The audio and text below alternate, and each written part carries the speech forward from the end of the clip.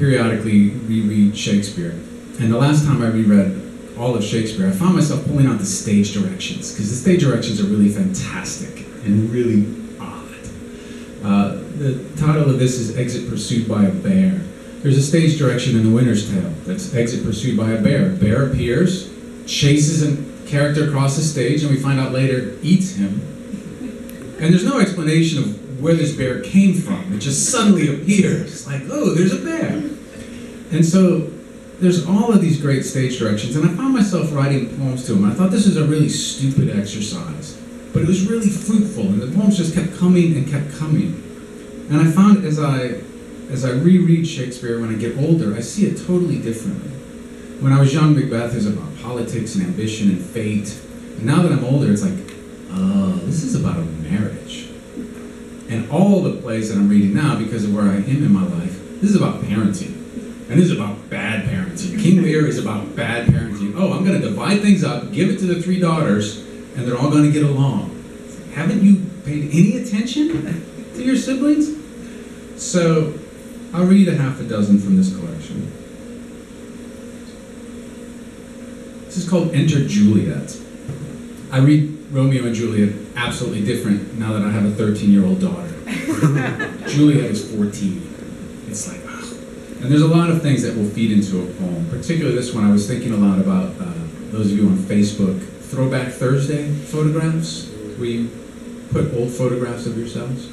And the other thing that happened was I was in a hotel, and it was a really fancy hotel, because in the bathroom there were 3 mirrors.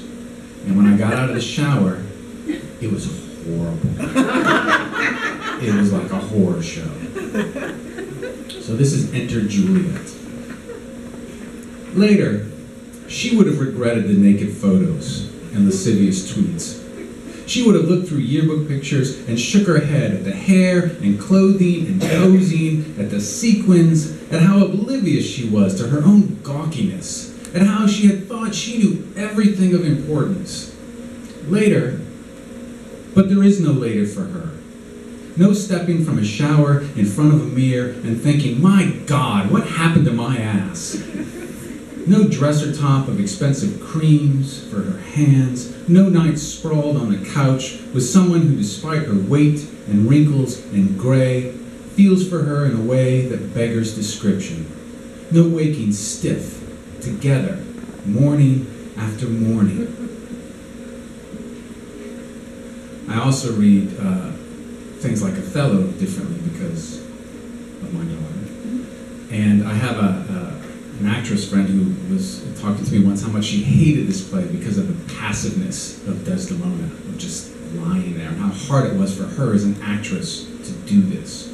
So a lot of these poems will deal with the relationship of acting and character work. Enter Othello and Desdemona in her bed. As his hands encircle her throat, she wants to fight back, but her training enables her to stay passive. Because this is how the story goes. And then, in the audience, a phone plays Star Wars. And the moment is broken. Just the thought of Darth Vader turning tragedy to camp. It's funny how easily Desdemona can be saved. And painful. Because we tell our daughters, call us, as they leave the house. But she too had a phone, there, within reach, on the nightstand. So what we should say, no, there is nothing we can say if they decide to give themselves over to a tale and its teller. And there is little we can do once they've left, except hope for a random act, a ringtone, the forgetfulness of strangers, something to disrupt the story. One of the things as you go through, you'll see a lot of the same stage directions again and again and again. Enter ghost, enter ghost, enter ghost. These are all ghost stories. The other thing you will see is enter messenger, enter messenger, enter messenger, enter someone with a letter. And there's a great quote from Teller. He says, if you want to, all the violence in Shakespeare is in the stage directions. Just read those. So here's a stage direction from Titus Andronicus. Enter a messenger with 2 heads and a hand. And as I was reading these plays, I was like, if you want work, being a messenger is steady work in all of these plays. You've got a job. So there's enough work in these plays to make an okay living, especially if you can do a few money moves before the news you have goes public. The trick is to keep your mouth shut, no matter what you're carrying or who the recipient, and to not react no matter what they give you, coins, curses, blows. Mostly it's letters and announcements, but there is the occasional head, which can be messy, because no one ever bothers to box them up properly. These you often can upsell to include a platter instead of a bag. The profit margins in the surcharges. Because it's not just about delivery, but display. You're like a waiter showcasing a meal. But it's not about you. That's the key. You go on, deliver the news or the hands or whatever, and get off. Just do that, and you'll be fine. You'll make enough to feed the family, save a little for retirement, and you'll be alive at the end.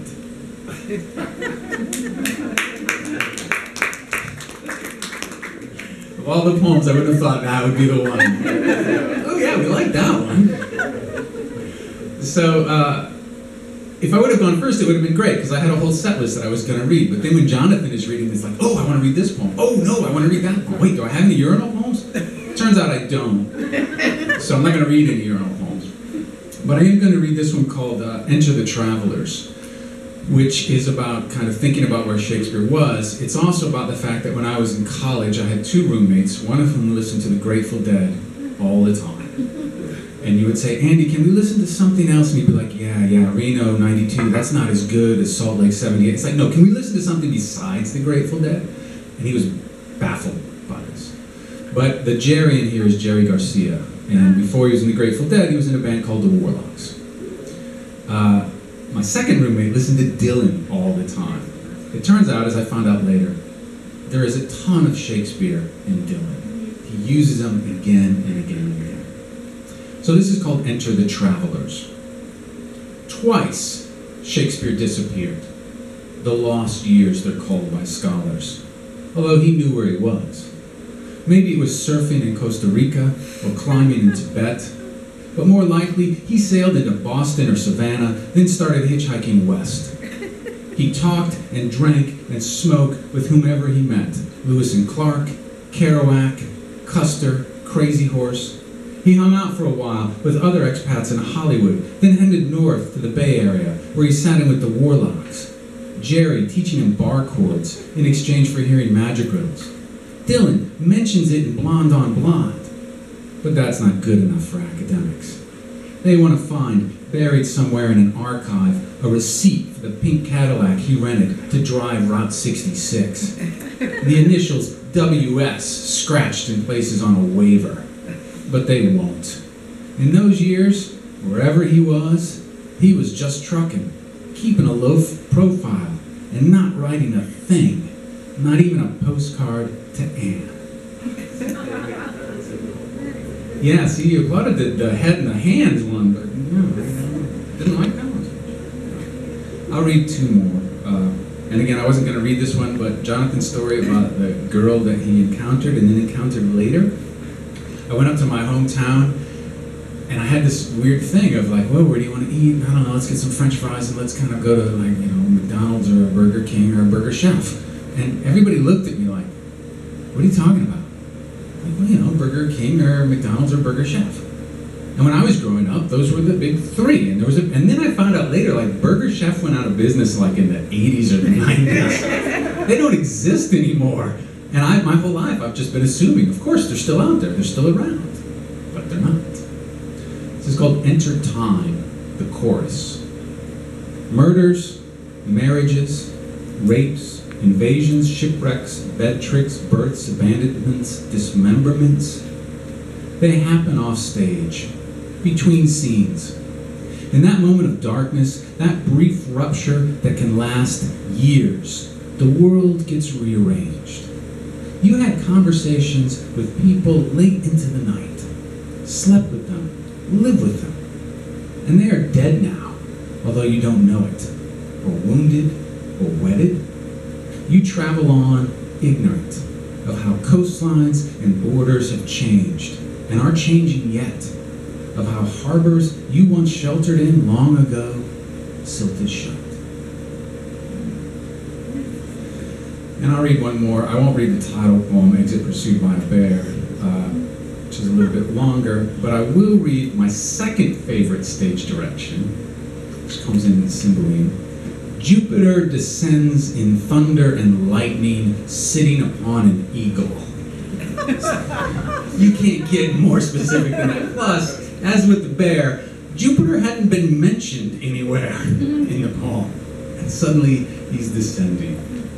His arrival is unexpected. There had been nothing to suggest any kind of divinity. Then suddenly a god descends, complete with theatrical effects, and, oddly, specified transportation. Other plays don't say, Juliet enters in Mini Cooper, or exit Hamlet, sound of motorcycle. What the hell is this? We feel betrayed, or at least confused. Is he serious? Mocking us? Lazy? But maybe this is the desired effect. A disbelief similar to wonder. What is more awe-inspiring, after all, than a god's appearance, unanticipated, unasked for, and undeniably in front of you? If we're honest, we'll admit a certain delight. We want to believe. And this seems somehow right. Everyone knows gods have a flair for the melodramatic. And they'll come when they feel like it, regardless of what anyone wants or expects. And then they'll insist on rerouting the story like cops directing traffic around seemingly impossible accidents. And when they're done, they won't stay to take questions or suggestions. They'll just get back on their damn birds and ride them inscrutably into the sky. Thank you.